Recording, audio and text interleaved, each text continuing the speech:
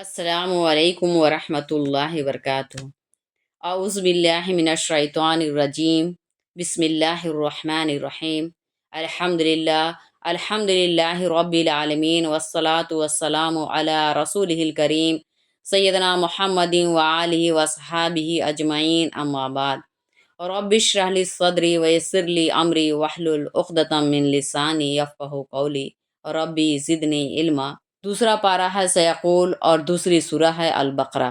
کان الناس امۃ واحدۃ فبعث اللہ النبیین مبشرین ومنذرین وانزل معهم الکتاب بالحق لیحکم بین الناس فیما اختلفوا فیہ وما اختلف فيه إلا الذين أوتوه من بعد ما جاءتهم البينات بغيا بينهم فهدى الله الذين آمنوا لما اختلفوا فيه من الحق بإذنه والله يهدي من يشاء إلى صراط مستقيم۔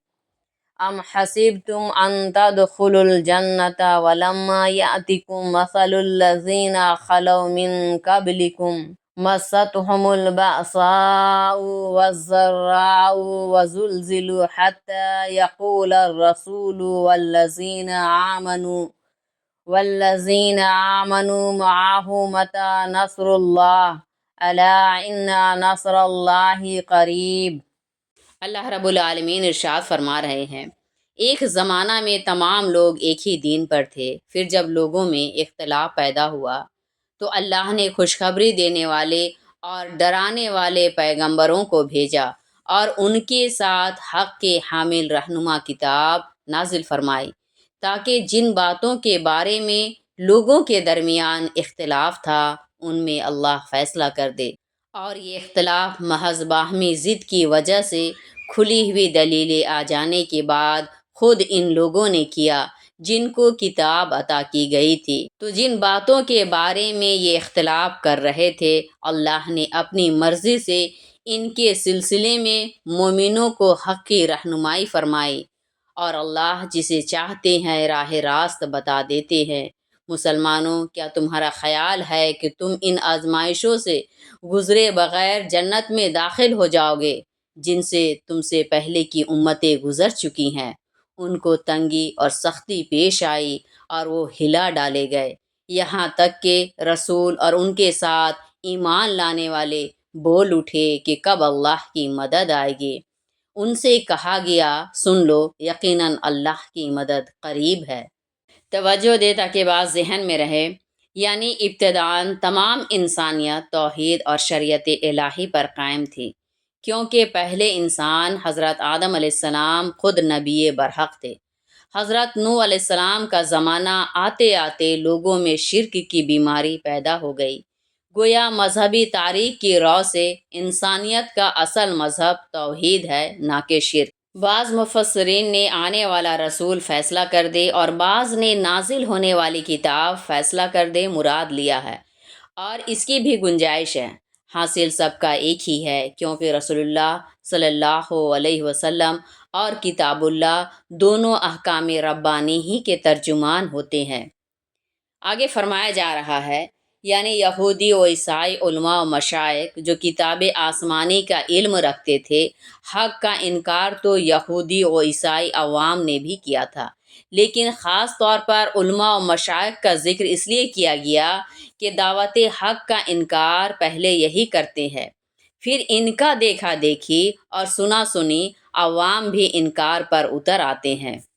مدینہ میں مسلمان سہ رخی مخالفت سے دوچار تھے، مشرکین مکہ، یہود اور منافقین۔ غزوہ احزاب نے ان تمام مخالفین کو ایک پلیٹ فارم پر جمع کر دیا تھا، اور مسلمان نہایت سخت حالات سے دوچار تھے۔ بعض روایات سے معلوم ہوتا ہے کہ اسی موقع سے یہ آیت نازل ہوئی۔ بہرحال اس میں مسلمانوں کو تسلی اور ان کی دلداری ہے کہ ابتلاء ایک وقتی طوفان ہے جو گزر جائے گا، اور پہلی امتیں بھی اس سے دوچار ہو چکی ہیں۔ انجام کار فتح اہل حق ہی کی ہوگی۔ رسول اور مومنوں کا یہ کہنا کہ کب اللہ کی مدد آئے گی بطور شکوہ و گلہ کے نہ تھا، بلکہ الحاح و التجا کے طور پر تھا، جو نبی کی شان کے عین مطابق ہے۔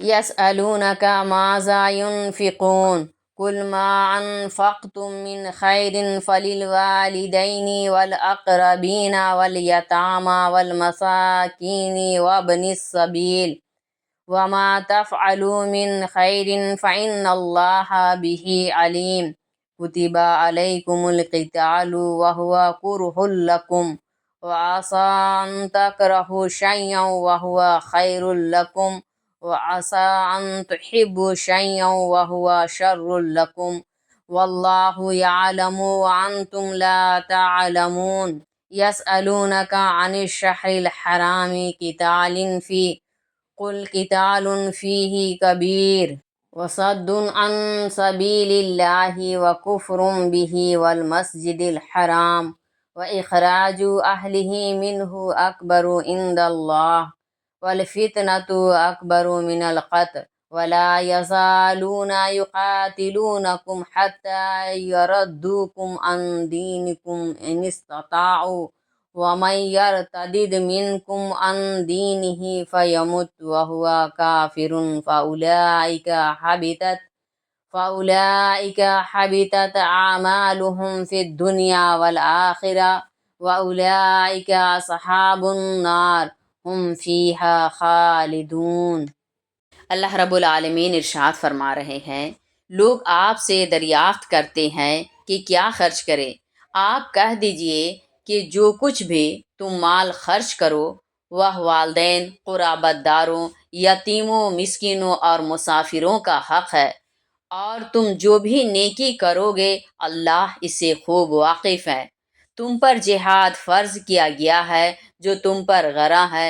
ممکن ہے کہ ایک چیز تم کو بری لگے حالانکہ وہ تمہارے حق میں بہتر اور ہو سکتا ہے کہ ایک چیز تم کو پسند ہو حالانکہ وہ تمہارے حق میں بہتر نہ ہو، اور اللہ جانتے ہیں تم نہیں جانتے۔ لوگ آپ سے حرام مہینوں میں جہاد کرنے کے بارے میں دریافت کرتے ہیں۔ آپ کہہ دیں کہ اس میں جنگ کرنا بڑا گناہ ہے، اور اللہ کے راستے سے روکنا، اللہ کو نہ ماننا، مسجد حرام سے روکنا اور یہاں رہنے والوں کو یہاں سے نکال دینا اللہ کے نزدیک اس سے بھی بڑا گناہ ہے، اور فتنہ انگیزی قتل سے بھی بڑا جرم ہے۔ یہ لوگ تم لوگوں سے لڑتے ہی رہیں گے یہاں تک کہ اگر قابو پا جائیں تو تم کو تمہارے دین ہی سے پھیر دے، اور یاد رکھو تم میں سے جو شخص دین سے مرتد ہو جائے اور کفر کی حالت میں مرے تو دنیا میں بھی اور آخرت میں بھی اس کے نیک اعمال غارت ہو جائیں گے۔ ایسے لوگ دوزخی ہیں اور وہ ہمیشہ دوزخ ہی میں رہیں گے۔ ان الذين آمنوا والذين هاجروا وجاهدوا في سبيل الله اولئك يرجون رحمت اللہ واللہ غفور الرحیم۔ اللہ رب العالمین فرما رہے ہیں، بے شک جو ایمان لائے، جنہوں نے ہجرت کی اور اللہ کے راستے میں جہاد کیا، یہی رحمت خداوندی کے سچے امیدوار ہیں، اور اللہ بڑے بخشنے والے اور نہایت مہربان ہیں۔ عامر بن جموح نامی شخص نے آپ صلی اللہ علیہ وسلم سے دریافت کیا کہ ہم اپنے مال میں سے کتنا خرچ کریں اور کس مصرف میں۔ یہ آیت اسی موقع سے نازل ہوئی۔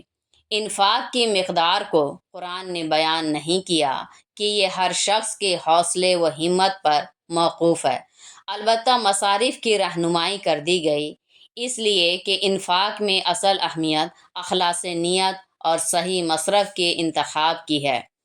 اس میں ایک اہم اصولی بات بتا دی گئی ہے کہ احکام شرعیہ کی حکمتوں اور مصلحتوں کا سمجھ میں آ جانا ضروری نہیں۔ شریعت کا ہر حکم کسی مصلحت اور حکمت ہی پر مبنی ہے، لیکن بعض اوقات انسانی عقل اس کو سمجھنے سے قاصر رہتی ہے۔ شریعت کا کوئی حکم خلاف عقل تو نہیں ہو سکتا، البتہ ماورائے عقل ہو سکتا ہے۔ اس لیے اللہ اور اس کے رسول کے حکم کو کسی بحث اور چوں و چرا کے بغیر تسلیم کر لینا چاہیے۔ رسول اللہ صلی اللہ علیہ وسلم نے مدنی زندگی کے ابتدائی دور میں حضرت عبداللہ بن حجش رضی اللہ کی سرکردگی میں ایک دستہ روانہ فرمایا۔ جمادی الاخری کے آخری دن اس کا مقابلہ مکہ کے ایک مشرک عمرو بن حضرمی سے ہو گیا۔ وہ مسلمانوں کے ہاتھوں مارا گیا۔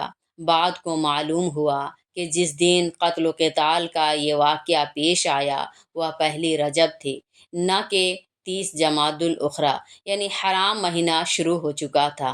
اس کو لے کر اہل مکہ نے مسلمانوں پر طنز و تعریض شروع کر دیا کہ مسلمان حرام مہینوں کا بھی احترام نہیں کرتے۔ آیت میں اسی کا جواب دیا گیا ہے کہ قصداً حرام مہینہ میں جنگ کرنا گناہ ہے، لیکن اللہ کے راستے سے روکنا کفر کرنا، مسجد حرام سے روکنا اور مسلمانوں کو ان کے شہر سے نکال دینا اس سے بھی بڑا گناہ ہے جس کا ارتکاب تم لوگوں نے کیا ہے۔ معلوم ہوا کہ ارتداد کی وجہ سے زمانہ اسلام کی نیکیاں عقارت ہو جاتی ہیں۔ اب ان نیکیوں کا بھی کوئی اجر نہیں ہوگا، اس لیے آخرت میں ہمیشہ کے لیے دوزخ ہی ایسے بدتوفیقوں کی جگہ ہے۔ یہ تو اخروی سزا ہے۔ دنیا کے اعتبار سے اسلامی حکومت میں مردوں کے لیے ارتداد کی سزا قتل ہے اور عورتوں کے لیے قید، جو حدیث صحیح سے ثابت ہے۔ نیز یہ مختلف سندوں سے مروی ہونے کے اعتبار سے قریب قریب تواتر کے درجے میں ہے، اور یہ سزا صرف اسلام ہی نے مقرر نہیں کی ہے، پہلی آسمانی کتابوں میں بھی ارتداد کی سزا قتل ہی مقرر کی گئی تھی۔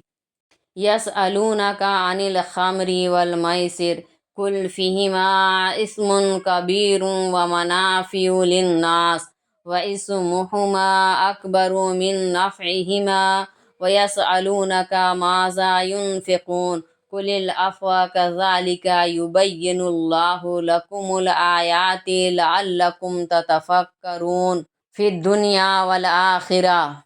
اللہ رب العالمین فرما رہے ہیں، لوگ آپ سے شراب اور جوا کے بارے میں سوال کرتے ہیں، آپ کہہ دیں کہ ان دونوں میں بڑا گناہ ہے اور لوگوں کے لیے کچھ فائدے بھی ہیں، لیکن ان کا گناہ ان کے فائدوں سے بڑھ کر ہے۔ لوگ آپ سے پوچھتے ہیں کہ نیکی کے کاموں میں کتنا خرچ کرے، آپ فرما دیں جو اپنے خرچ سے بچ رہے۔ اللہ تم پر کھول کھول کر احکام بیان کرتے ہیں تاکہ تم دنیا و آخرت کے بارے میں سوچ لیا کرو۔ مال کے مالک بننے کو ایسی شرط سے متعلق کیا جائے جس کے پائے جانے اور نہ پائے جانے کا یکساں احتمال ہو، یہ قمار یا میسر ہے۔ گویا جوا میں کسی معقول سبب کے بغیر محض بخت و اتفاق کی بنا پر یا تو غیر معمولی نفع حاصل ہوتا ہے یا آدمی اصل سرمایہ سے بھی محروم ہو جاتا ہے۔ اس طرح کھیل میں دونوں فریق کا جیت ہار پر شرط باندھ کر کھیلنا بھی جوا ہے۔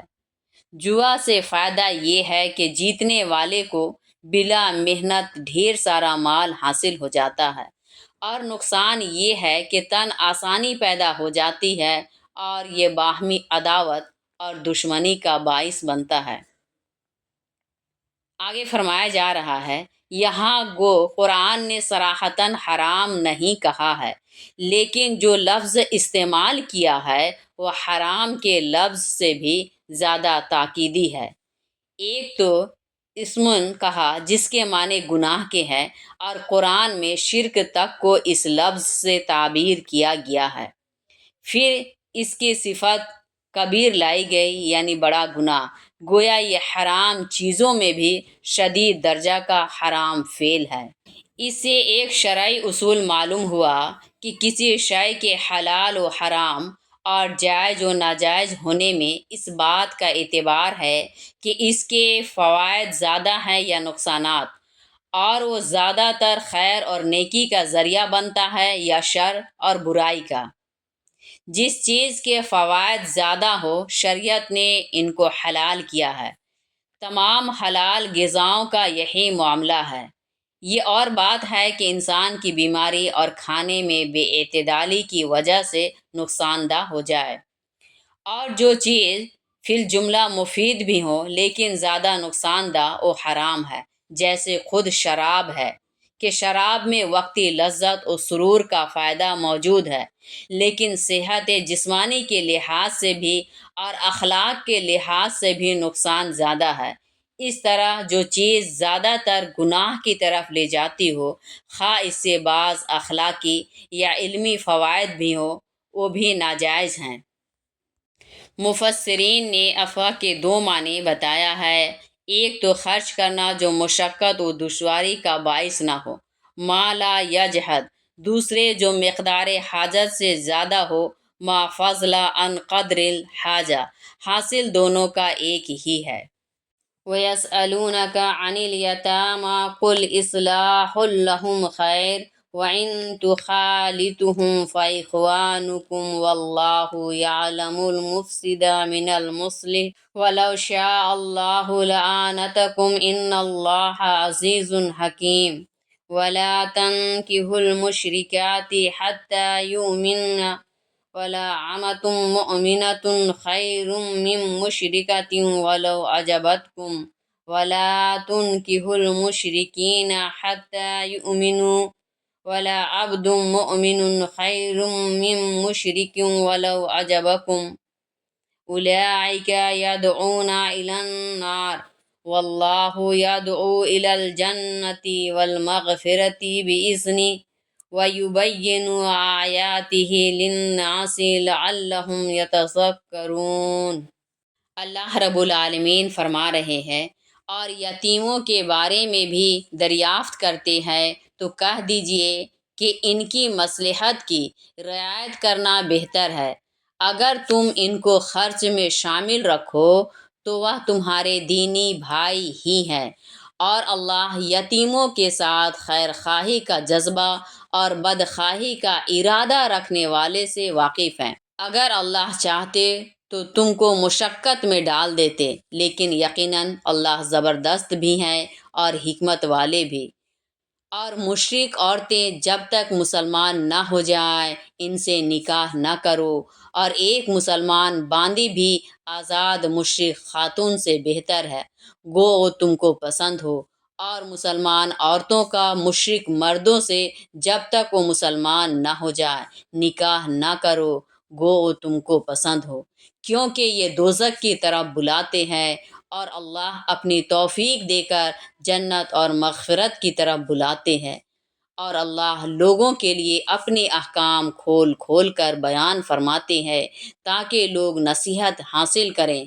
سورہ نساء کی آیت نمبر 10 میں یتیموں کا مال کھا جانے والوں کے لیے سخت وعید آئی ہے۔ صحابہ جن کے رگ و ریشہ میں خدا کا خوف رچا بسا ہوا تھا، اس حکم سے لرز اٹھے اور یتیموں کا کھانے پکانے کا نظم بھی الگ کر دیا کہ اگر ساتھ ہی ان کا کھانا پکایا جائے تو کیا عجیب کہ کبھی دو چار لقمہ ان کے حصے کا کھانے میں آ جائے۔ لیکن اس سے ایک تو دشواری بڑھ گئی کہ کھانا دو بار پکانا پڑتا، دوسرے اس میں یتیموں کا بھی نقصان تھا کہ اجتماعی کھانے میں خرچ کم آتا اور کھانا ضائع نہیں ہوتا، اور الگ الگ کھانا پکے تو اخراجات بھی بڑھ جاتے ہیں، اور بچ رہے تو ضائع ہو جانے کا اندیشہ ہوتا ہے۔ اسی پس منظر میں صحابہ نے آپ صلی اللہ علیہ وسلم سے سوال کیا۔ اس کے جواب میں اللہ رب العالمین نے ارشاد فرمایا کہ اصل مقصود یتیموں کے ساتھ خیر خواہی ہے۔ اگر ان کا بھلا ساتھ کھانے پکانے میں ہے تو ساتھ ہی کھانا پکانا رکھنے میں کوئی حرج نہیں۔ پھر اگر تم ان کا کھا لو اور وہ تمہارا کھا لے تو آخر تم ایک دوسرے کے دینی بھائی ہی تو ہو۔ یعنی کھانے پکانے کا الگ الگ انتظام ضروری قرار دیتے۔ اس آیت کے شان نزول کے بارے میں مختلف روایات ہیں۔ ایک روایت میں ہے کہ حضرت ابو مرثد غنوی نے مکہ کی ایک مشرک خاتون عناق سے نکاح کرنا چاہا، اس سلسلے میں یہ آیت نازل ہوئی۔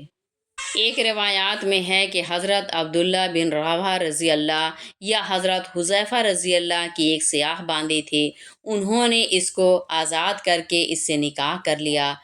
اس کے بعد دوستوں نے بجائے اس سے افہام کے کسی خوش شکل مشرک عورت سے نکاح کا مشورہ دیا۔ اس موقع سے یہ آیت نازل ہوئی۔ ممکن ہے یہ دونوں واقعات اس آیت کے نازل ہونے کا سبب ہو۔ بہرحال اس پر امت کا اجماع و اتفاق ہے کہ مشرک قوموں کے نہ مردوں سے نکاح ہو سکتا ہے نہ عورتوں سے۔ البتہ اہل کتاب کی عورتوں سے مسلمان مردوں کا نکاح درست ہے، جس کا ذکر المائدہ آیت نمبر 5 میں ہے۔ اس طرح کا حکم اسلام کی تنگ نظری نہیں بلکہ ایک مسلمان خاندان کے ایمان اور ان کی تہذیب کی حفاظت مقصود ہے، کیونکہ یہ ایک تاریخی حقیقت ہے کہ اکثر عورتیں ہی کی راہ سے بے دینی کے فتنے سماج میں لائے گئے ہیں۔ اسلام سے پہلے بھی دوسرے مذاہب میں اس طرح کے احکام موجود تھے۔ وَيَسْأَلُونَكَ عَنِ الْمَحِيضِ قُلْ هُوَ أَذًى فَاعْتَزِلُوا النِّسَاءَ فِي الْمَحِيضِ وَلَا تَقْرَبُوهُنَّ حَتَّى يَطْهُرْنَ فَإِذَا تَطَهَّرْنَ فَأْتُوهُنَّ مِنْ حَيْثُ أَمَرَكُمُ اللَّهُ إِنَّ اللَّهَ يُحِبُّ التَّوَّابِينَ وَيُحِبُّ الْمُتَطَّهِرِينَ۔ اللہ رب العالمین فرما رہے ہیں کہ لوگ آپ سے حیض کا حکم دریافت کرتے ہیں، کہہ دیجئے کہ وہ گندگی ہے، لہٰذا زمان حیض میں عورتوں سے الگ رہو، اور جب تک عورتیں پاک نہ ہو جائیں ان سے الگ ہی رہو، یعنی پاک ہونے تک ان سے صحبت نہ کرو۔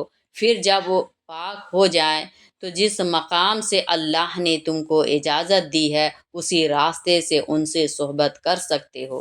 بے شک اللہ خوب توبہ کرنے والوں اور خوب پاک رہنے والوں کو پسند کرتے ہیں۔ توجہ دے تاکہ بات ذہن میں رہے۔ عورتوں کے قریب نہ آنے کے معنی ہم بستری نہ کرنے کے ہیں۔